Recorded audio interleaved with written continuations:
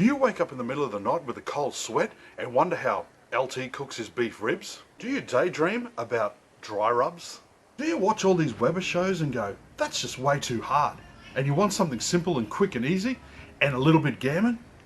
Well, I got you covered, so come with me. Oi! So join me on the next episode of LT, All Up in Your Grill, Sunday Funday, No Fuss Beef Ribs.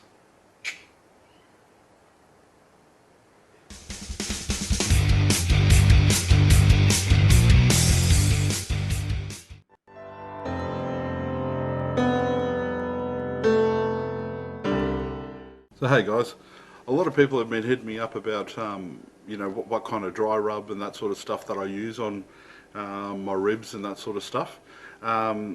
I'll run through an easy one that I've just prepared earlier. So guys, with this one here, the rub that I'm actually putting on the ribs today, in this I have 1 tablespoon of onion powder, 1 tablespoon of garlic powder, 2 tablespoons of brown sugar, half a tablespoon of cumin or ground cumin, half a tablespoon of salt and pepper, a tablespoon or teaspoon of chili powder, and I also have some smoked paprika. You can put sweet paprika or anything like that. And also with the chili, depending on how hot you kind of like it, you know, you just estimate how much you actually want to put in that shit. Look, it is a real simple one to make. There are heaps of dry rubs that you can go out and buy. But if you have a look at the cost of actually buying the dry rubs, they're actually quite expensive for the ingredients that's actually in it. If you go down your local corner store, general store, you buy some of those spices and that sort of thing, you know, for the $20 that you can buy a jar of dry rub, you can make a fucking year's worth of this shit. Dead set. They're so easy to make and they taste brilliant. You know, you can mix it up with a whole heap of different other ingredients, you know, just to experiment a bit and just do what works for you, you know, try a few different things.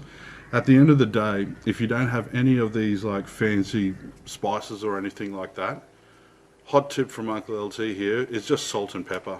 You can't go wrong with salt and pepper. Just that basic seasoning brings out and draws out the flavors of the meat every time. On some of the big bad boy briskets and stuff that I do, I only put salt and pepper on it. I don't put any fancy stuff on, because it's the beef that just tastes absolutely amazing. If you cook that shit right, it's always going to taste gold. Salt and pepper if you don't have anything else. But definitely, I will put this in the description below so you can give it a try and see what you think. What I'm going to do now is I'm going to get this onto the ribs. Wrap him up, put him in the fridge while I get the Weber all sorted out, get the heat on.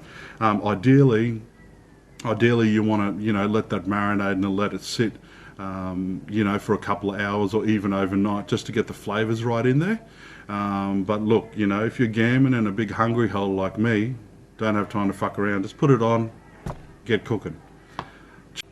Yeah, don't muck around with it when you're doing like this. Remember, front and back, sack and crack. Hey guys, just a quick tip there. With the ribs, those ones right there, I have taken the membrane off the back. Take the membrane off the back. There were some fattier parts that I have removed as well. It cooks a hell of a lot better and the flavors actually really get in there. So definitely do that before you start putting the rubs and that sort of stuff on there. I don't know whether you noticed, but I'm looking over here, but the camera's actually there. Yeah, okay, no worries. But yeah, do that to make sure that it does cook a hell of a lot better.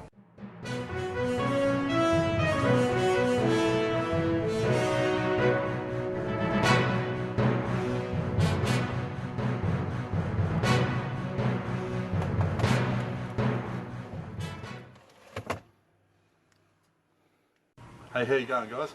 So with this cook, with these beef ribs that I'll be getting on, I'm going to be doing sort of like a older style minion method. So you've heard the snake method, all that sort of stuff. With this one here, basically I'm just going to have some unburnt briquettes over here.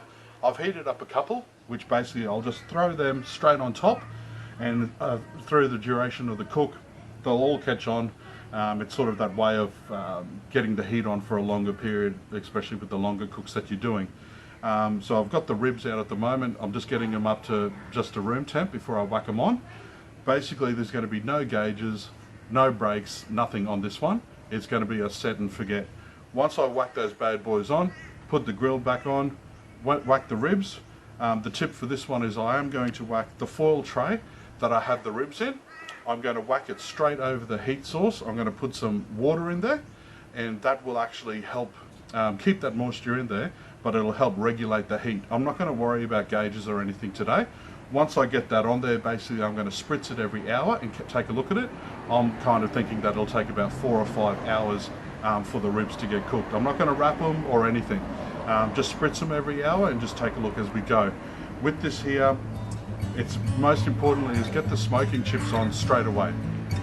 The smoke will actually take to the meat in the first couple of hours, so there's no point putting smoke chips on later in the cook. You want to get them on straight away. So look guys, I'll get this sorted out, get the ribs on, and we'll get into it.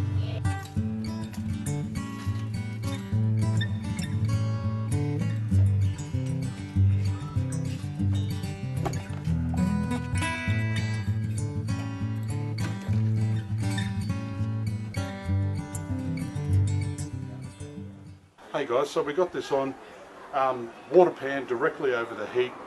What I'll do throughout the cook whilst I'm spritzing, I will rotate these ribs, seeing how the cook goes.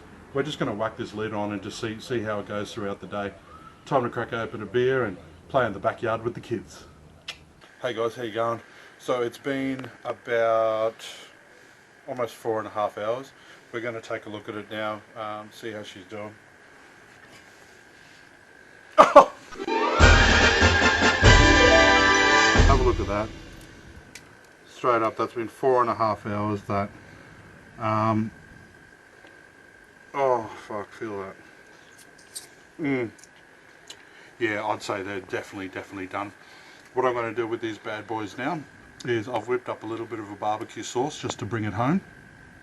So it's a Texas style barbecue sauce with maple syrup and a little bit of Tabasco just to put a little bit of kick in there.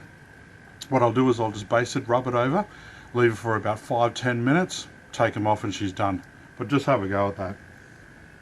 Oh, honestly, you should smell it. It's so good.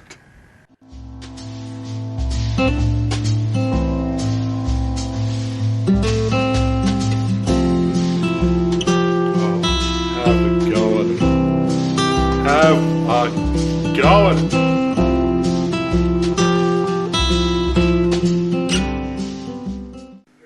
Excellent guys, so that's all she wrote.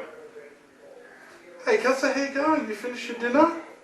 Excellent buddy, you put it up here. Thank you. Good boy mate. We'll have cupcakes soon. We're going to have cupcakes very soon mate. That's all she wrote guys. That's my lazy Sunday, Funday smoked ribs. It took about 4.5 hours on the Weber. It was just no brakes, no gauges, nothing. Just let it go. Let it do its thing. Spritzed every couple of few hours throughout. They turned out awesome. The smoke ring's fantastic. Looks really bloody awesome. So there it is, guys. Hey, look, if you like all the stuff that I'm doing, please like and subscribe. Really appreciate all the awesome comments. I really appreciate it. Thank you so much for that. Straight up, guys.